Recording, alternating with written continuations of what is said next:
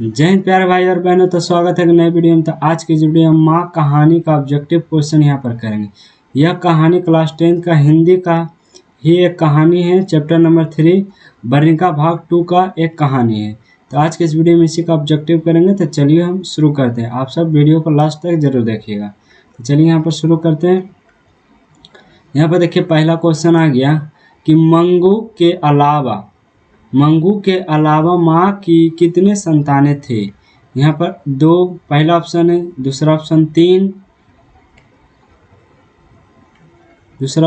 है, तीसरा ऑप्शन 4 है, चौथा ऑप्शन 1 है। तो इसका सही माँ देखिए मंगू के अलावा बोला है। तो यहाँ पर देखिए माँ की जो संतानें थे कुल कितने थे, 4। यहाँ पर 4 संतानें थे। मंगू को छोड़ करते यहाँ पर 3 संतान हो जाएगा। मंगू को छोड़ के यहाँ पर कितने संतान हो जाएगा, 3 संतान। इसलिए इसका सही आंसर क्या हो जाएगा, 3। चलिए नेक्स्ट क्वेश्चन के बढ़ते हैं। माँ कहानी के किस लेखक द्वारा रचित है, यानी कि माँ का जो कहानी है किसके द्वारा लिखा गया है। श्रीनिवास, सातकोड़ी होता, ईश्वर पेटलीकर या आदित्य। तो इसका सही आंसर हो जाएगा ईश्वर पेटलीकर के द्वारा लिखा गया कौन कहानी, माँ कहानी। आप सब याद रखिएगा। नेक्स्ट क्वेश्चन है मंगू की माँ को कितने संतानें थे। अभी हम आपको जोड़ाएं, एक तो मंगू थी और उनके अलावा 3 संतान उनके और थे। तो टोटल संतान कितना हो गया, 4 हो गया। यहाँ पर सही option C. Next question, Mangu जन्म से ही क्या थी, अंधी थी, बहरी और पागल थी, पागल और गूंगी थी, और सुजाता। यहाँ पर कुछ और ही ऑप्शन आ गया है, ऑप्शन पर नहीं ध्यान। इसका आंसर क्या आ जाएगा, पागल और गूंगी थी। मंगू जो थी जन्म से ही पागल और गूंगी थी। नेक्स्ट क्वेश्चन है कि मंगू किस कहानी की पात्र है। जो मंगू है उसकी कहानी में, दही वाली मंगामा में नहीं, नगर में बिल्कुल नहीं, ढहते विश्वास में बिल्कुल नहीं। तो किस कहानी में थी, माँ कहानी में। इसका लेखक कौन था, ईश्वर पेटलीकर। आपको याद रखना होगा ईश्वर पेटलीकर। इसका कौन थे, लेखक से बहुत क्वेश्चन आता है, हर बार किसी न किसी कहानी का आ ही जाता है। तो इसलिए लेखक आपको याद रखना होगा। दही वाले मंगम्मा हम ऑब्जेक्टिव कराए थे, पिछला वीडियो में नहीं देखे होंगे। तो दही वाले मंगम्मा का लेखक कौन है, तो श्रीनिवास। हम साथ ही साथ आपको याद करा देते हैं, श्रीनिवास। और नगर का कौन थे, सुजाता। और ढहते विश्वास का आप सब कमेंट में बताइएगा। ढहते विश्वास का आप सब यहाँ पर कमेंट में बताइएगा। तो चलिए हम आगे बढ़ते हैं। नेक्स्ट है, माँ कहानी में किसकी ममता का वर्णन किया गया था। तो माँ कहानी देखिए, कहानी माँ की है तो पिता का तो वर्णन होगा नहीं, पुत्र का तो वर्णन होगा नहीं, पुत्री का भी वर्णन होगा नहीं। माँ अगर शीर्षक किसी कहानी का है तो माँ का यहाँ पर चर्चा किया गया, यानी कि ममता किसका वर्णन किया गया, तो माँ की ममता का वर्णन किया गया। नेक्स्ट क्वेश्चन की ओर बढ़ते हैं। मंगू कैसी लड़की थी, पागल और गूंगी, बहरी और गूंगी, गूंगी और लंगड़ी, लंगड़ी और पागल। क्या हो जाएगा इसका सही होगा, पागल और गूंगी थी। क्या है थी, पागल और गूंगी थी। नेक्स्ट क्वेश्चन है, ईश्वर पेटलीकर की रचना है कि लाल पान की बेगम है, दूसरा ऑप्शन खून की सगाई, तीसरा ऑप्शन ढहते विश्वास, चौथा ऑप्शन सिरचन। कौन सा ऑप्शन होगा, तो इसमें होगा ऑप्शन बी सही, खून की सगाई। ईश्वर पेटलीकर की एक और रचना थी। ये सब पूछता है तो ये सब आपको याद होना चाहिए। नेक्स्ट क्वेश्चन की ओर बढ़ते हैं। माँ कहानी में कौन पागल थी, मंगू की माँ, मंगू काई या मंगू की बहन। तो इसका सही आंसर हो जाएगा मंगू। कौन थी पागल, तो माँ कहानी में कौन पागल थी, तो मंगू पागल थी। यहाँ पर हम नेक्स्ट क्वेश्चन की ओर बढ़ते हैं। नेक्स्ट क्वेश्चन, मंगू की उम्र कितनी थी। तो मंगू की उम्र 10 बरस थी, या 11 बरस थी, या 12 बरस थी, या 13 बरस थी। इसका सही आंसर हो जाएगा ऑप्शन सी 12 बरस। ऑप्शन सी 12 बरस की मंगू थी। नेक्स्ट क्वेश्चन है, मंगू जिस अस्पताल में भर्ती है वहाँ के कर्मचारी है। ये देखिए 2019 में ये पूछा था ये क्वेश्चन। पहला, व्यवहार कुशल या अव्यवहारिक या कठोर स्वभाव की या अनुभवहीन। तो ये देखिए इसका है तो व्यवहार कुशल। जो जिस अस्पताल में मंगू भर्ती थी उन लोगों का कर्मचारी का जो स्वभाव था एकदम व्यवहार कुशल था, यानी कि अच्छा स्वभाव का थे। नेक्स्ट क्वेश्चन की ओर बढ़ते हैं। नेक्स्ट क्वेश्चन है, कि जन्म से ही कौन पागल है, लक्ष्मी, पपाती, सीता या मंगू। इसका सही आंसर क्या हो जाएगा, ऑप्शन डी मंगू।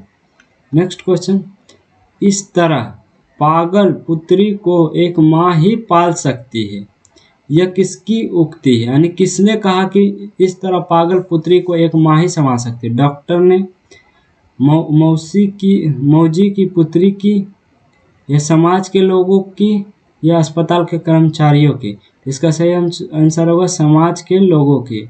क्या जगह यह किसने कहा था कि इस तरह पागल पुत्री को एक माँ ही संभाल सकती है, तो आसपास के समाज के लोगों ने कहा था। नेक्स्ट क्वेश्चन है, मंगू को पागलपन का रोग कब से था, 6 बरस की अवस्था से, जन्मजात से, 10 बरस से, इनमें से कोई नहीं। तो इसका आंसर होगा जन्मजात। जन्मजात मतलब पैदा लेते ही, यानी जन्म से ही, जब से पैदा ली है, जब से ही मंगू क्या थी, पागल भी थी, पागलपन भी थी, प्लस गूंगी भी थी, प्लस क्या थी, गूंगी भी थी। पागल के साथ साथ यहाँ पर गूंगी भी थी। नेक्स्ट क्वेश्चन की ओर बढ़ते हैं, मंगू की माँ को कितने पुत्र थे। तो देखिए पुत्र टोटल, देखिए टोटल संतानें उनके कितने थे, 4, जिसमें दो पुत्री थी, 2 पुत्री थी और 2 यहाँ पर पुत्र थे। 2 को क्या थे, पुत्र। यहाँ पर सही आंसर क्या आ जाएगा, बी। देखिए पुत्री का एक तो मंगू ही थी, एक तो मंगू थी, और एक और इसकी बड़ी बहन थी जिसका नाम था कम्बू। ये भी क्वेश्चन में कभी कभी ऑब्जेक्टिव में पूछ देता है। तो एक और बहन थी, इसका नाम था कम्बू। ये भी पूछती है, ये भी क्वेश्चन पूछता बहुत है ऑब्जेक्टिव में, तो ये भी याद रखेगा। देखिए पुत्र पूछा था, 2 पुत्र था, तो यहाँ पर हम 2 लिख दिए। पुत्री भी 2 थी, जिसका एक का नाम मंगू था, एक का नाम कम्मू था। नेक्स्ट क्वेश्चन की ओर बढ़ते हैं यहाँ पर, कि मंगू को लोग किस अस्पताल में भर्ती करवाना चाहते थे।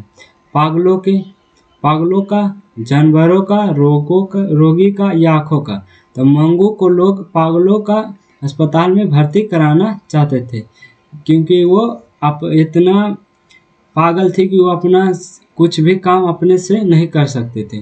तो लोगों ने माँ को सजेस्ट किया, यानी कि समझाया कि उसको पागल खाने में भेज दीजिए, क्योंकि वो गांव में ही एक लड़की थी जो पागल खाने से आई थी। वो क्या थी, वो अच्छा होके आई थी। तो लोगों ने बताया कि अगर मंगू को उस अस्पताल में भर्ती करा दिया तो वो पागलपन उसका जो है ख़त्म हो जाएगा। इसलिए लोग चाहते थे पागलों के खाने में मंगू को भर्ती करा दें। नेक्स्ट क्वेश्चन और बात है, खून की सगाई किसकी प्रसिद्ध कहानी है। यह भी देखिए, सिर्फ पीछे एक क्वेश्चन आया था कि ईश्वर पेटलेकर की प्रसिद्ध कहानी क्या थी। तो ये देखिए आ गया खून की सगाई। कभी कभी ऑप्शन को उलट पुलट कर देता।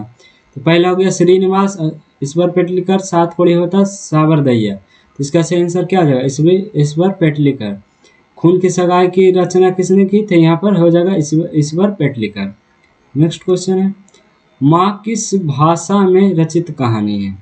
तो जो माँ किस भाषा में थी, यहाँ पर गुजराती भाषा में लिखित है। जो माँ है किस भाषा में है, तो गुजराती भाषा में लिखित है। नेक्स्ट है, माँ कहानी किसके द्वारा क्या किया गया, अनुवादित किया, यानी कि यह गुजराती में था, इसको हिंदी में कन्वर्ट किए, यानी कि बदले, अनुवादित किए गोपाल दास नागर ने। किसने किए, गोपाल दास नागर ने। किसमें, हिंदी में, जो हम सब अभी पढ़ते हैं। तो गोपाल दास नागर ने किए थे। B.R. नारायण किस कहानी के किए थे, तो आपको हम बता देते हैं यहाँ पर, इन्होंने दही वाली मगम्मा का अनुवादित किया था। ये भी चीज़ आपको पिछले चैप्टर का भी रिवीजन हम कराते जा रहे हैं। चलिए, ईश्वर पेटलेकर यहाँ पर इसके लेखक है, इसके क्या है, लेखक। यहाँ पर अनुवादित पूछा, अनुवादित किया, यानी कि किसने किया था, गोपाल दास नागर ने किया था। नेक्स्ट क्वेश्चन बढ़ते हैं, ईश्वर पेटलेकर किस भाषा के साहित्यकार थे। हम अभी बताएं कि कहानी अगर गुजरात की है तो ये गुजराती ही हो गए। ये देखिए 19 में पूछा था, 2020 में भी पूछा था। आपको बहुत इंपॉर्टेंट क्वेश्चन हम आपको करवाए हैं, यहाँ पर याद रखिएगा। नेक्स्ट क्वेश्चन, मंगू की बड़ी बहन का क्या नाम था, हमें यह आपको बताएं, क्या नाम था, कम्मू। इस प्रकार से इस चैप्टर से हमें 22 ही इंपॉर्टेंट क्वेश्चन लगे जो हम आपको करवा चुके हैं। यहाँ पर देखिए 22 के 22 क्वेश्चन कराते हैं। तो मिलते हैं नेक्स्ट वीडियो में हम इसके अगले चैप्टर यानी कि चैप्टर 4 यानी कि यहाँ पर चैप्टर 4 का ऑब्जेक्टिव क्वेश्चन करवाएंगे। यहाँ पर चैप्टर 4 का ऑब्जेक्टिव क्वेश्चन करवाएंगे जो कि है नगर। तो चलिए मिलते हैं नेक्स्ट वीडियो में, जब तक के लिए जय हिंद, जय भारत, वंदे मातरम।